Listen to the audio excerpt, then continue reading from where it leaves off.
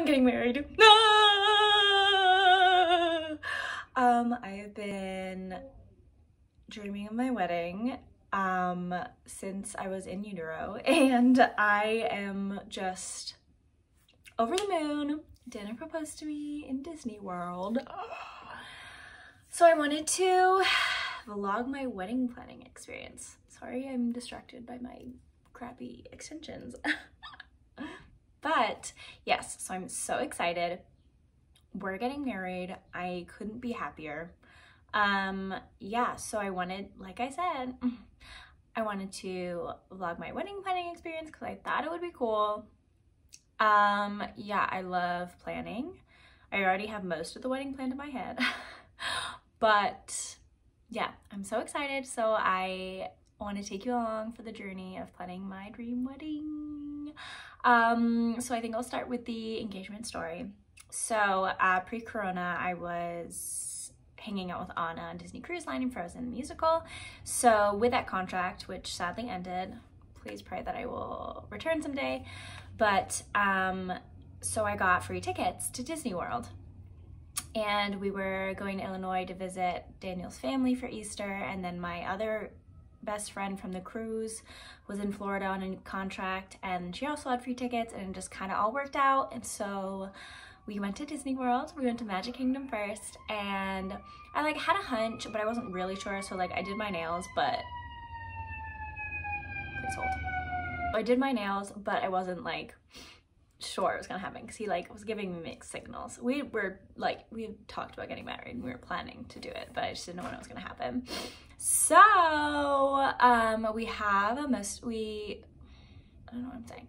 we went to Magic Kingdom, and I thought if it was going to happen, it was gonna happen right in front of the castle because that's like where everyone is proposed to. And so we like, obviously that's like one of the first things you do, and so it didn't happen. I was like, okay, it's not gonna happen, that's fine. I'm still so happy we're in Disney World. So then we had like most of the day, and then after lunch we were gonna, so we only had 2 days worth of tickets, so we were gonna do 2 parks per day. So after lunch we were done with Magic Kingdom, and they were like, oh, like let's do 1 more roller coaster and then we'll head out. So we're walked around the front of the castle and then around to try to go to the dwarf mine train or whatever. And then all of a sudden, Connor and Brielle, my friends who we were with, just like made like a sharp turn to the left towards the Cinderella wishing well. And I was like, it's kind of weird. But Connor was like, oh, we just want to take some pictures. I was like, okay, whatever. But like, I love a photo shoot, so who am I? So we were walking, and then they were like kind of far ahead. And then Daniel brought me over to the wishing well, and here's where I definitely could have done better.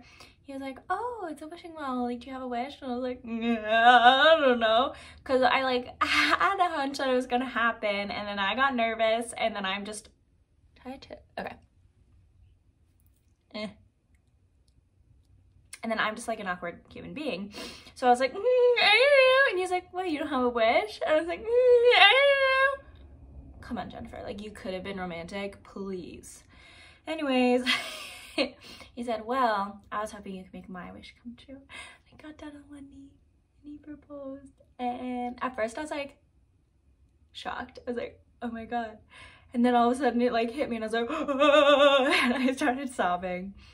And right after, Brielle and like Connor went to go ride Buzz Lightyear so we could have like some time alone, and I FaceTimed my family, and I just sobbed on and off for maybe 2 hours. Then we just like walked around Main Street, and it was incredible. It still doesn't feel real. It definitely didn't feel real. It was just like I was living in a dream because it was just so perfect. I've been praying for my future husband truly since I can remember, and Daniel's everything I had ever dreamed of and more, and I just feel so lucky and so blessed, and I am having the best time planning my wedding. Daniel was like, I've really never seen you more dedicated, energized, or focused doing anything else in your life. And I was like, I know. So it's gonna be incredible, hopefully. Yeah, so I wanted to take you along for the ride. I hope you will enjoy this. Yeah, so here's a little close up of the ring. It's stunning. It sparkles in the sun. I have like I think my parents gave me one diamond necklace for my college graduation, which I need to wear more, but I left it at home. But so like those are the only real diamonds I've ever had in my life. And now like wearing this on my finger every day, I'm like, ah, you sparkle me, oh look at that. So I'm now obsessed with diamonds. So yeah, that's great. Yeah, so I'm so excited. I hope you enjoy this series. Let's plan on wedding. So we are, when did I get engaged? On a Tuesday, and it's Wednesday, so 8 days in to the engagement, and I'm already like maybe like 70% on the way to booking my venue. Because I'm a psychopath and I've already planned most of the wedding in my head, I was excited and wanted to get going, but it's a good thing I did because almost all of the venues are already pretty much fully booked for 2022. Like, some of the venues I looked at said they had no October dates. Some of them had like one October date. So that's stressful. So yeah, and also I don't know anything about the cruise, which I obviously still want to do. So I'm just gonna have to book a wedding date and pray that I get on and off a cruise boat before October 2022. But I'm stubborn and I want a fall wedding. So if we don't get married in October 22, then we would wait till 23, which is not like ideal. So yeah. Anyways, I found a few farms. I think we're gonna end up getting married in New Hampshire. Originally, I thought I would want to get married in upstate New York, like an hour or so outside the city. There are no venues that I like right outside the city, and the only ones that I do like are near Albany, and I don't want to go to Albany. So yeah, looking like New Hampshire, but it's probably better for the price anyways. I found this really cute farm that we're gonna go visit when we go for David and Rachel's wedding, my brother and to-be sister's wedding. But they were like, if you wait a month to see it, we only have 2 October dates left and they might be booked. And I was like, I'm not gonna put a down payment on a venue without seeing it. So my mom's an angel and she is hopefully gonna go at the end of the week to see and like FaceTime me so I can see it. I really do like it. The only drawback is that they don't have on-site accommodations, but most of them only have accommodations for the bridal party. So we're gonna have to see if there are accommodations nearby. The good thing is, and something that I've realized is like a priority for me, is to have like the whole weekend. So a lot of the places you can either just do one day, but a lot of the farms, since they're like family run and stuff, you can have the entire weekend, which I really want. So we can have a reception or rehearsal dinner, all that stuff. So that's good. A bunch of them have them. I found 2 new ones today that I liked. So if Tumble Down doesn't work, but they have Highland cows that I can have at my wedding. But obviously you just need to see it in person. So definitely pursuing that one. There are a few others that I like that I need to hear back from. One has like I basically want an outdoor ceremony and a barn reception. I found one that had like a private beach ceremony and a barn reception, which would be pretty cool, but I still need to hear back from those. So I have 2 that I'm waiting to hear back from that are like solid candidates, but I don't know the pricings yet. But yeah, so things are happening so quickly and like kind of stressful, but once we get the venue, everything is gonna fall into place because I already have it all in my head. But I didn't realize that I would be like scrambling to find a venue a 1.5 years before the wedding. So yeah, but that's an update I'm making. I'll show you, hold on. We're going full crazy with a whole Google Sheets. These are all the venues I like, price, what they like, the location of the events, what dates they have, and then all the like extra stuff they come with. So that's cool. Yeah, so I will let you know what I learned from the other 2 things I'm waiting for. I will let you know what my mom sends and says about the thing. We might have a venue this weekend. That's preposterous, but it's all happening really quickly. We are getting married on October 15, 2022. It's 544 days. Crazy! My mom toured the venue today, and out of the 25 that I thoroughly vetted, it had the barn and the beautiful ceremony view and the full weekend available. And those were like my biggest selling points. I also have the Highland fluffy cows that can be a part of our ceremony, and I'm so excited. And the biggest thing that was a drawback is that they don't have accommodations anywhere near, but there's like a log cabin the bridal party can stay at, which is like a new thing. And also the lady was like, yeah, there's not really places to stay, but I found like inns and like resorts or whatever with like 44 rooms on Lake Winnipesaukee for not that expensive, 15 minutes away. So like very doable. That will be fine. It also like is on the lower end of all the ones I looked at, and it has like, it provides so much. Like they have a tractor ride through the like forest to the ceremony site, which is so cool. And like they do like porta potties and the tables and linens and mason jars and cutlery and everything. Like they provide so much, which is great, especially for the price. We don't have to worry about that stuff. It's amazing. So we get the mountain view with the fall foliage on like the farmland with the cows, and then the barn for the reception. And I'm so excited we can have like a bonfire afterwards, which I really want to do. I think it would be really fun. And then if we stay at the resort, we can go kayaking on Sunday, which will be so fun. Like on Lake Winnipesaukee, it's stunning. It's like the lake. It's like the lake. But I might have a full photo shoot just with the cows, if you're okay with that, honey. Yeah, let's do it. I want the cows! What else is Am I a part of this photo shoot? No, I'm saying me and the cows. Okay. And then we can have our photos. But, oh yeah, so I originally wanted the 8th because 8 is my lucky number. That wasn't available anywhere. Then this place had the 1st and the 15th when I started talking to them. Now it's only the 15th or the last weekend in September. So we were trying to figure out what the best foliage would be, but we decided on the 15th because I think I would rather it be more red and orange and a little bit sparse than mostly green and just a little bit of color. Also like be more like a little spooky vibes, just if it's like a little later in October. So very excited, we have a venue. Yeah. Crazy. Literally everything was booked. Everything. I called the only other place that I found within our price range that had the barn and like the pretty view, that was more expensive anyways, that had the whole weekend available, was completely booked for October. I called them today.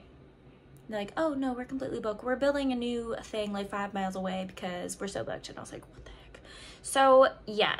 Everything, 544 days, we could only get like one date, but we got it with the cows and we're so excited, and yeah, we get it. So the second thing that we've officially done is that we booked our photographer. I reached out, I looked at a lot of, obviously the Knot like gave me a list of vendors to look at, and so I looked at them and looked at their portfolios and stuff and looked at their prices. And so I made an Excel sheet of like the ones that I thought would be a reasonable price and the ones that I liked and like what their packages came with, and what package I would choose. So I was definitely wanting at least 8 hours because I wanted to do like the getting ready shots, the first look, ceremony, and reception. I wanted an engagement session included, if possible, but if it wasn't included, then the price would have had to be like much lower. And then, yeah, a lot of it was just looking through the pictures and seeing. I want like more artistic shots, because I take so many photos of myself already and like my friends. Like I feel like I can take like just random couple photos and they'll be fine, but I want to hire someone with that artistic expertise to really, you know, make them beautiful works of art, not just like photos of like us standing together, if that makes sense. So I really wanted to do that. And then also, you know, my parents gave me a budget. We discussed like the total overall budget. But I'm looking for the cheapest things that are still good, right? So one of the things I love about the venue we booked is that it not only was one of the cheapest price options that we found, but it also includes all of the table and chairs, all of the linens, the cutlery, the mason jars, a lot of the decorations already. You know, just like it included so much, so that eliminated other costs that we would have to make. So I narrowed it down to actually the two cheapest that I liked. But you know, I want good quality photos and I'm willing to pay for them. But of those, either the other ones were like exorbitantly more, or I just didn't feel like the difference was worth it in the price. Like I didn't see a difference of photographers. And then also, you know, I read the reviews, and it was just really down to these two photographers. One was the cheapest I could find. The other one was $500 more, but I felt like, I don't know, my gut was just more drawn to the photos. I like the way they're edited because, you know, with wedding photography, it's also about the way that they edit them. Like you're not editing themselves. You're not editing them yourself on Instagram. Like, so I like the way hers were edited. The other one had like some really fantastic shots, but then, you know, I stalked them thoroughly. I looked at their Facebook, I looked at their Instagram profiles, and the other ones that like weren't the fantastic shots were just okay. So I went with the one that had more consistently artsy, like professional shots. So yeah, my friend Daniel's, well, she's my friend now, but Daniel's friend gave me the advice to FaceTime them before we booked them. I did not do that. Maybe I should have, but after the reviews and like seeing, you know, even the Instagram captions, like what their energy seems like. And, you know, since I had to work quickly, because I was also worried that the photographer would be booked soon, I went with her. So yeah. Yeah, it's hard. It's really hard to pick a photographer, I think. Especially since like for the venue, we didn't really have many options. So it's easier to just be like, okay, this has the important things that I'm looking for and it's available on the date, so let's do it. You know what I mean? Or in the month. That was my criteria. So I feel like that was more of an easier decision. But photography, you know, like you're looking at them and you're like, oh, well, like this probably would have been helpful to like look at like a standard wedding and like how much of the budget is spent on this and how much is that. I didn't do that, and I'm thinking about it now, and it probably would have been helpful. But I picked the second lowest option of what my desires were, like hour-wise and stuff like that, of all of the ones in my area. So I feel like even though I didn't necessarily know the ratio or like percentage of my budget that I wanted to spend on photography, I picked one of the lowest options. So I feel like I'm good. Daniel's friend has also been super helpful. Like she told me like how much she spent on her venue and stuff like that. And so I can kind of get a baseline for another wedding. But yeah, I'm very excited. Next, I want to do a videographer. I haven't been to many weddings. I don't know if I've been to any weddings that have a videographer, but since I'm so into capturing the memory and, you know, I like to vlog and stuff like that, I just feel like that's something that's really important to me, rather than like other people in my family. So I want to do that. I think the balance through this entire process with me is what's the cheapest option that is still decent? Because, you know, you want it to be great, but, you know, there are also details that nobody's going to notice, and that's fine. You know, like with the tablecloths and the mason jars that came free with the venue, those are details that no one's going to notice, so it's fine to skimp on them, you know what I mean? So I think the difference, the really thing will be, I want it to be good, but I'm also very frugal, and I don't want to spend money on it. So finding that balance will be interesting. But I do think I want to get a videographer, which is another reason that I tried to get a cheaper photographer so that I could have money for the videographer. And like, I'm saying cheaper, but like, they're probably maybe like 1,500, maybe 2,000 less than the other one.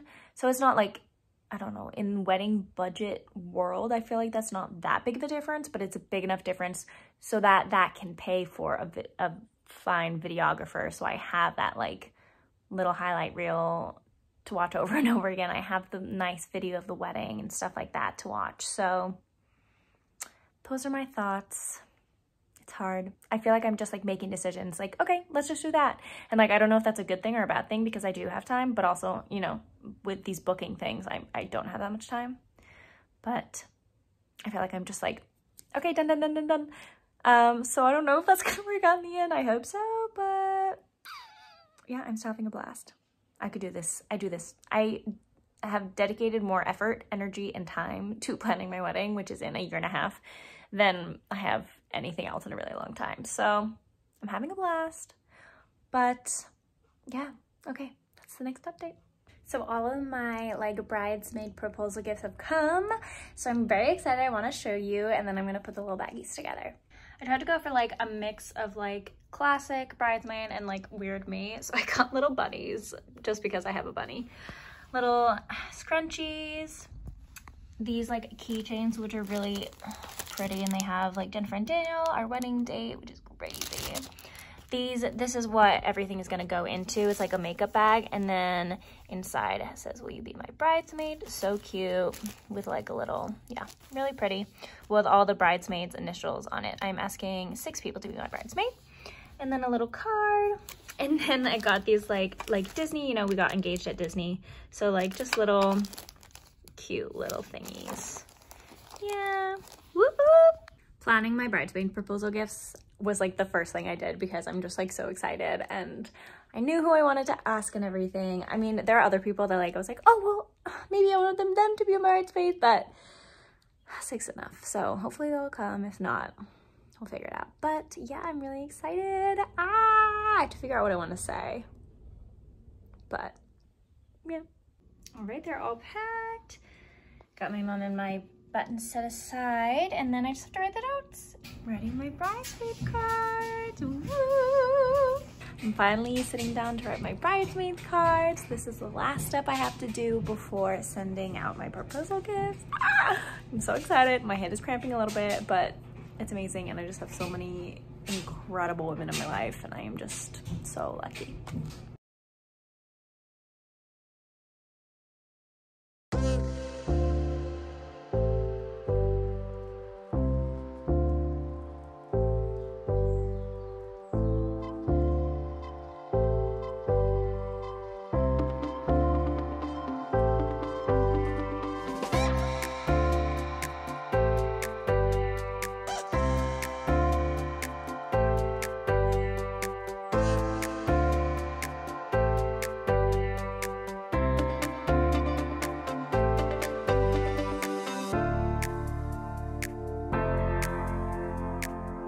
Hello, so a little update. It is May 26th, and I just started doing some crafting. So I decided, so first of all, I was trying to decide whether or not I wanted a videographer. You know, capturing things is really important to me and stuff like that. Obviously, I'm doing this. And I just, sorry, I'm like trying to get a good angle. But it was basically like paying for a second photographer, and I just couldn't decide if I wanted to justify spending that money on it. And also like there was a great difference between the ones that looked like something I could do or the ones that were really like cinematically beautiful. And so I wanted to get something that, you know, wasn't like, cause my brother could film it and it would be great, but I wanted something that was like a beautiful work of art. So after thinking long and hard, I decided to get it because I was like, because I had picked out a bunch of stuff on Etsy that I wanted for decorations, but then I thought, you know what, I will save that money and make the decorations myself in order to, I mean, it won't it won't add up to the entire cost of what the videographer is, but I figured I can cut costs, maybe have fewer flowers, maybe, you know, other stuff in order to have a videographer. So I got one. I'm so excited. It's beautiful. Anyway, so I started crafting. I bought a bunch of stuff on Michael's, and I bought like some fake plants and stuff like that just for around the barn. I bought some garlands for the arbor, which is exciting. So my colors, I don't remember if I said this, but my colors are like burnt orange, and then I want like touches of, I don't want it to look like, oh, it's a fall wedding, so it's like maroon and yellow. So I am having some maroon and some like mustardy things, but like also doing, you know, a dusty blue and a dusty pink and a cream, and so it like adds some romance into it, and it's not just like I don't want sunflowers at my wedding. I love sunflowers, but I feel like that's just a little like too hit nose on the head fall wedding. Anyways, so the garlands have some pink, and they have some yellow, and they have some like maroonish, purpley, pinky flowers, just to add some like florals into it as well, so it's not just like leaves and stuff for the decorations. So I'm very excited, and so I'm basing these decorations off of the things that I found on Etsy, but I'm just doing them myself, and I found like a bunch of just like plain wooden signs and stuff, so I just stained them. Here's my little setup. This was like a darker wood, or a lighter wood, so I put some darker brown on it. And then this was like just like plain. I think I'll do like the bianchinis in white on this, and then this is going to be like the welcome sign for the ceremony. I don't know why I thought it was a good idea to do this in a white dress, but that's fine. I am covered a little bit in the stain, but that's okay. But yeah, I'm excited. I know it's like a year before the wedding, year and a half, but I have a break from school for right now for a month, so I have a lot of extra time, and I'm hoping to be away on a cruise ship soon. So I figure I have the time, why not do it now, and then we can I'll just have them ready. So yeah, I'm doing that. I've never stained wood before, so I have no idea if I did it right, but it looks fine. So yeah, great. Also, I sent out my bridesmaids proposal gifts today too, so that's happening. Hello. So I just did some painting for like the decorations and stuff. So it's definitely not perfect, but I'm pretty proud. I think they look good, so I'll show you. So here's the welcome sign that I want to have outside of the ceremony. We got some flowers. Yeah, that's that. And then I'm not sure where this is gonna go, but just like the bianchinis. That's good. Ta-da! Doing the lettering was definitely the hardest part, and I'm not artistic at all, so the fact that they turned out this well, I'm happy with. I have one more sign to paint, this like white like shutter thing, but I can't decide what I want to put on it. Maybe like take a picture, write a message for like the guest book or something. Not sure yet, so I'm gonna not do that yet. And to do that, I first stained the wood with this like dark thing, I don't know, wood stain, and then I just used metallic multi-surface acrylic paint. I'm pretty proud.